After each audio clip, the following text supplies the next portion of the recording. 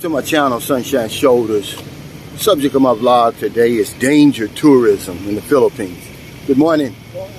Crossing the line for thrills and excitement. But before I get started, let me welcome my new viewers and new subscribers. Thank you so much for your kindness, your generosity, and your support of my channel. It's truly been amazing. I'll never take that for granted. When you come to a country like the Philippines, where the people literally welcome you with open arms, and then you turn around and engage in risky and unethical behavior, I call that I call that danger tourism. I'm not preaching, I'm not putting anyone down, I'm not judging anyone. This is just my vlog that I want to talk about.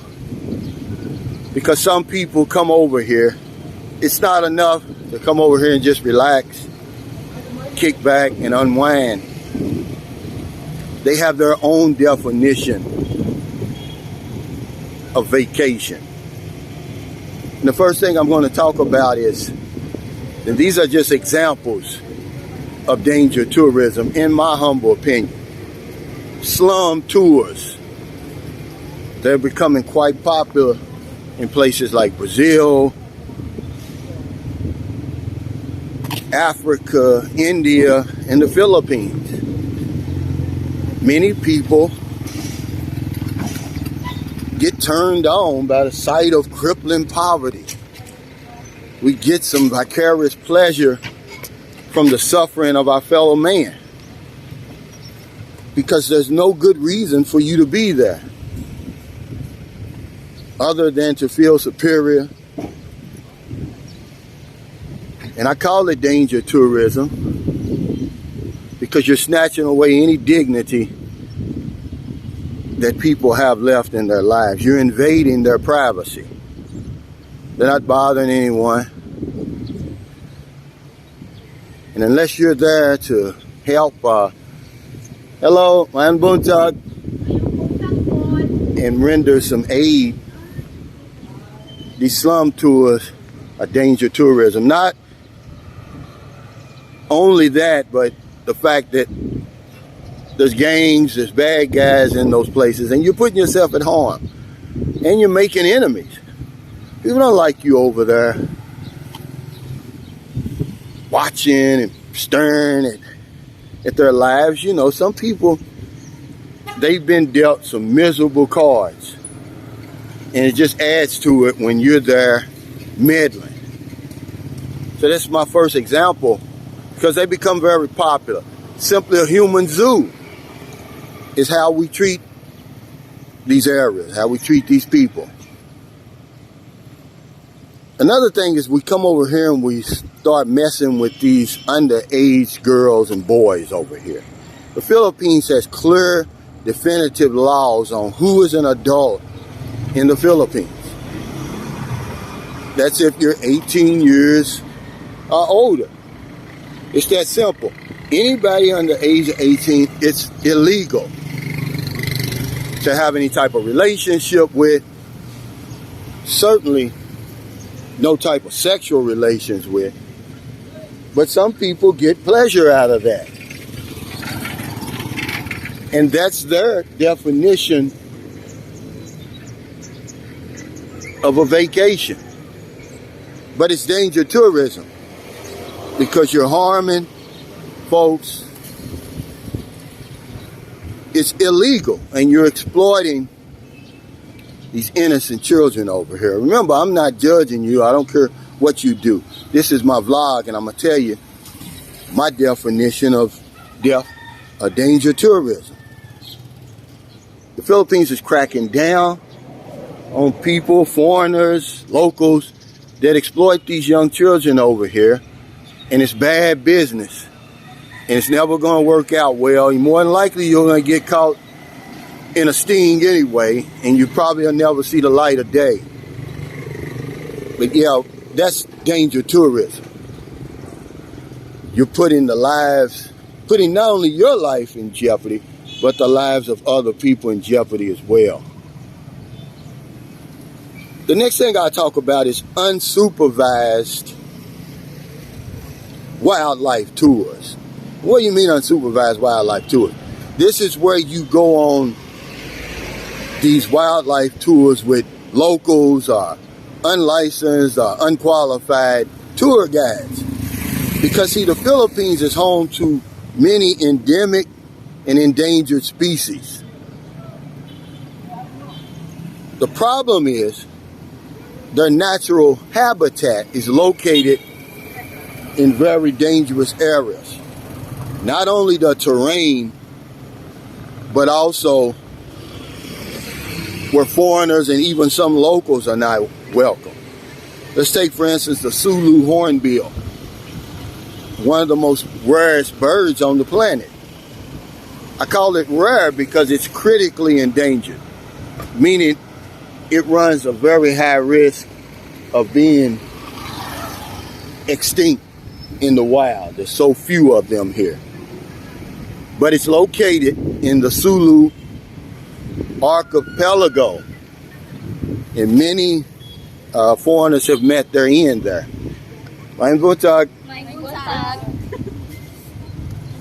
It's just a place where you're not welcome. It's a very dangerous place. Let's also take a look at a very popular attraction here. It's the Philippine Eagle. It's the largest eagle on the planet. It's about 1 meter tall, about 3 foot tall, wingspan of 7 feet. They called it the monkey-eating eagle before because it preyed on monkeys. And you got to understand, this is the top predator in the Philippines, a very popular species, and people come from all over the world to take pictures with it, get a glimpse of it. But it's not enough that you can go into the Philippine Eagle Center and see these animals. They want to go out in the wild, see them in their natural habitat, and that's where it gets dangerous. That's dangerous tourism. Most of these animals are somewhere in Mindanao, along the base of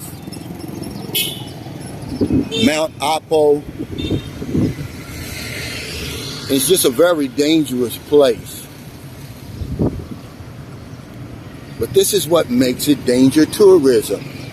And I wouldn't suggest to anybody to come over here unless you have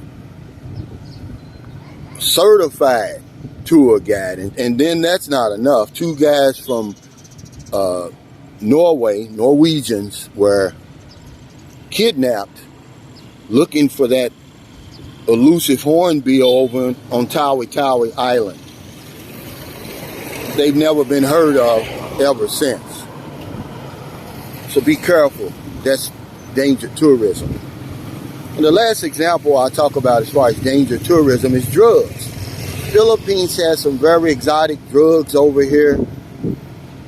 And a lot of the cocaine, weed, ecstasy, fentanyl, shabu, which is methamphetamine, is a whole lot more potent than what you have in your home country. But remember, it's illegal. It's dangerous to buy it or sell it. There's a big time drug war going on over here, and you will pay a price. But for some of us, we get a thrill out of that. We get excitement. Oh, I want to get high in a foreign country. I want to try their drugs. Because I know when I used to get high, one of the thrills was whenever somebody would OD or somebody would get sick off of a drug, that's the drug we wanted. We wanted to know, even when somebody died, we wanted to know, hey, where'd you get that from? And that's the type of vicarious pleasure we get over here from using drugs. But man, that's danger tourism at its worst. And if you want a quick trip to jail, to the graveyard, or to be deported, you start fooling with drugs over here. This stuff is potent, man. It's not like the drugs you got at home. Some of this fentanyl, which is being manufactured in China, I mean, it's pure. And you're probably wondering, I wonder if it's going to kill me dead like it's killed so many over in my country, because I had a nephew who died of an overdose of fentanyl. He thought he was using heroin, went to sleep and never woke up, man. He's 41 years old, man, 41 years young. Stay away from these drugs, man, over here, man. I'm not preaching, I'm not judging, I'm just saying this is danger tourism. It's not enough that you can come over here and visit these white sand beaches, some of the great mountain ranges, deep sea diving, just enjoying the low cost of living, the beautiful weather, the hospitable people. We want to engage in this risky and unethical behavior. So thank you so much for stopping by today. I really, really appreciate it. If you're in America, it's late. Before you let your head hit the pillow, please find somebody to help. But if you're on one of them late grocery runs, beer runs, weed runs, just getting off second shift, or you're on your lunch break, and you see somebody out in the street, or wherever you see them, buy them something to eat, buy them something to drink, give them a few dollars. If you're in the Philippines, it's about almost 8 o'clock. I'm over here in McDonald's. I'm getting ready to meet